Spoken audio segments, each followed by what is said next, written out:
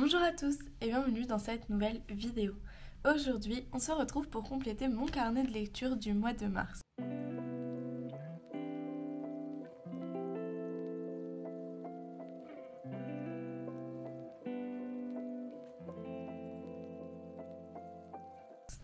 J'ai décidé de revoir un peu mon planning de publication des vidéos et désormais les vidéos consacrées à la lecture sortiront un samedi sur deux à 18h sur ma chaîne. Durant le mois de mars, mon carnet a un peu évolué et a vu arriver les livres audio. Je n'écoutais pas du tout de livres audio avant et depuis que j'ai renouvelé mon abonnement à la bibliothèque, j'ai accès à beaucoup de e-books et sur l'application que j'ai, je peux les écouter. Donc c'est devenu un peu mon petit plaisir de promenade avec Topaz. Donc j'écoute un petit livre différent à chaque fois. Donc j'ai séparé les livres que je lisais de ceux que j'écoutais en créant un tracker spécial pour les livres audio, mais j'ai quand même décidé de les inclure dans mes pages de suivi de lecture et dans les classements mensuels de mes lectures parce que ça reste des histoires que j'ai écoutées et qui méritent d'exister dans ce carnet, même si ils ne peuvent pas rentrer dans les challenges littéraires de lecture comme je ne les ai pas lus mais écoutés.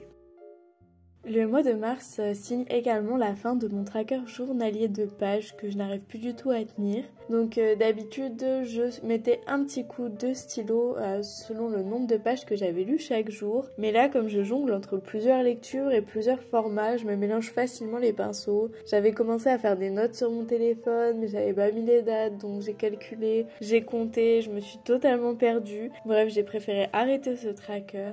C'est pas grave, je trouverai une autre façon de suivre mes lectures chaque jour, voir si je lis un peu tous les jours, et sinon c'est pas très grave si j'arrive pas à suivre cette donnée. C'était pas une page qui m'apportait énormément, c'était plus dans l'objectif de me motiver à lire un peu tous les jours, mais comme j'ai commencé ce carnet depuis janvier, c'est devenu un peu une habitude, et il y a très peu de jours où je ne lis pas. Donc je suis plutôt contente de moi parce que ce carnet m'a vraiment motivée à lire plus.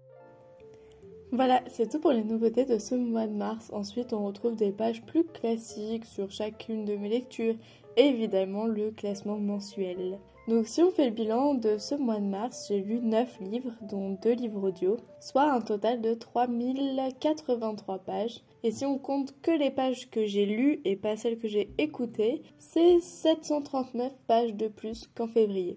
Je pense que ça restera l'un de mes plus gros mois au niveau lecture parce que malheureusement ça risque de chuter. Là je vais reprendre mon travail en restauration donc j'aurai beaucoup moins de temps libre à consacrer à la lecture. Mais je suis plutôt fière de moi et en 3 mois j'ai déjà bien avancé mon objectif de lire 23 livres en 2023. Bon, je pense qu'il est désormais l'heure de tirer au sort ma lecture mystère du mois. Donc si vous avez suivi les vidéos, j'avais créé une bibliothèque des livres oubliés et mon objectif est de lire au moins un de ces livres par mois. Donc pour me motiver, j'avais tout emballé et j'avais demandé à ma mère de les numéroter pour pas savoir ni avoir d'indices sur ce qui est caché en dessous. Et chaque mois, je vais tirer au sort le numéro d'un livre à lire. J'ai mis les numéros de mes livres dans cette petite jarre et je pense qu'il est grand temps de tirer le premier livre à lire de cette bibliothèque des livres oubliés.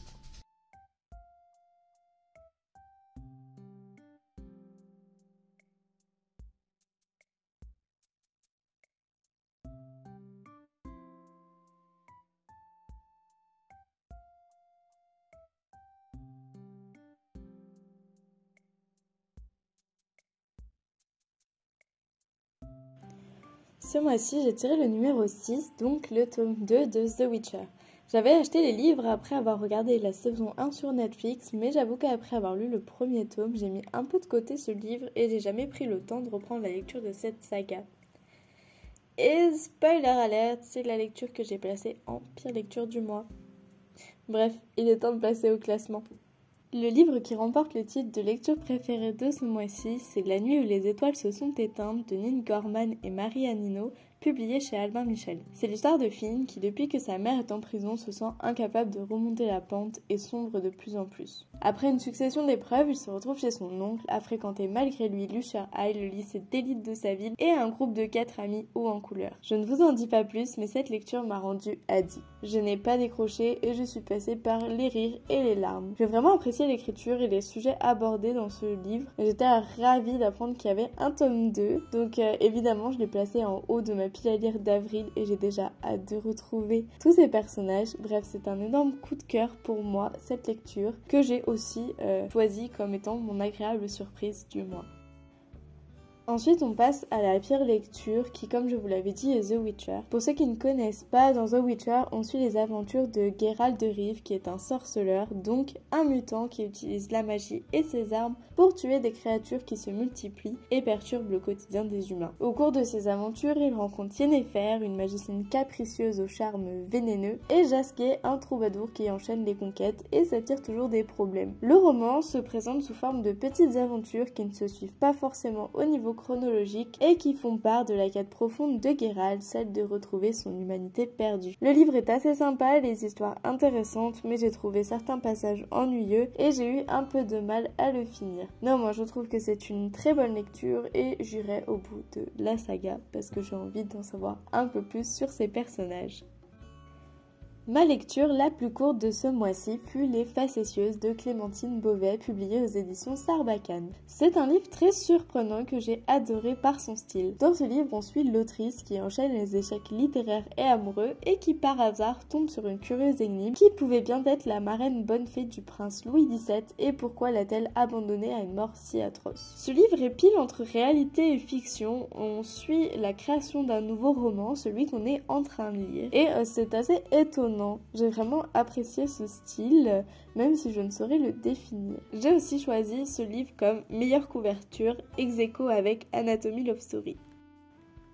Ma lecture la plus longue de ce mois-ci fut Extincta de Victor Dixon, publiée dans la collection R de Robert Laffont. Dans cette aventure, l'espèce humaine disparaîtra dans 255 heures. Les pires prédictions climatiques se sont réalisées, le grand effondrement a eu lieu et presque toutes les espèces animales se sont éteintes. Les derniers humains se sont réfugiés dans les dernières terres et ils sont accaparés par la lutte pour les maigres ressources et ignorent totalement que l'ultime cataclysme est sur le point de balayer ce qui reste d'Homo sapiens. On suit alors le destin d'Astrea, née dans les bas-fonds de Viridienne, la cité royaume pourrissante envahie d'algues. Elle rêvait de consacrer sa vie au culte de Terra, mais sa foi vacille le jour où son frère est accusé de sacrilège et condamné à mort. En parallèle, on suit l'histoire du prince Océrian, élevé derrière les remparts du Castel, qui était né pour régner, mais qui depuis un mystérieux accident qui lui arracha sa jambe et son honneur, fut écarté à jamais de la lignée de succession. Le destin va faire rencontrer ces deux assoiffés de justice qui vont se découvrir avant que le monde disparaisse. Honnêtement, je ne pensais pas autant apprécier cette histoire qui, comme on le découvre au fur et à mesure, résonne parfaitement avec l'actualité et les préoccupations écologiques actuelles.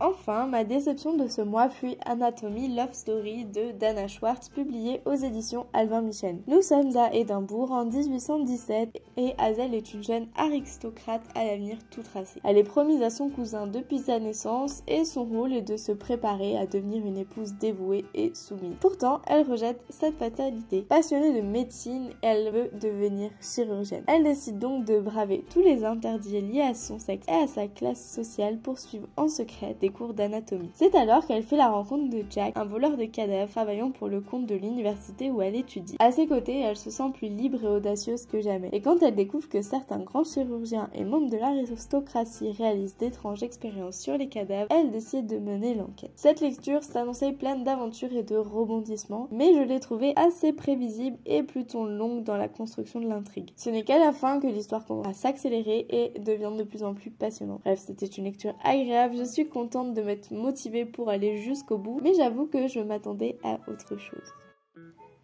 Et voilà, nous avons fait le tour de mes lectures de ce mois-ci.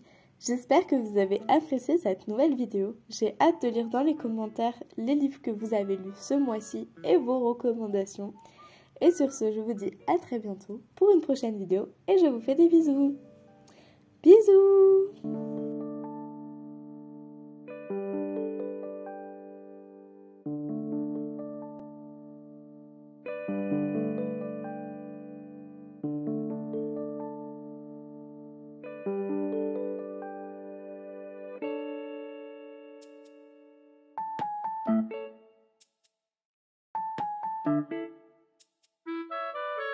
Thank you.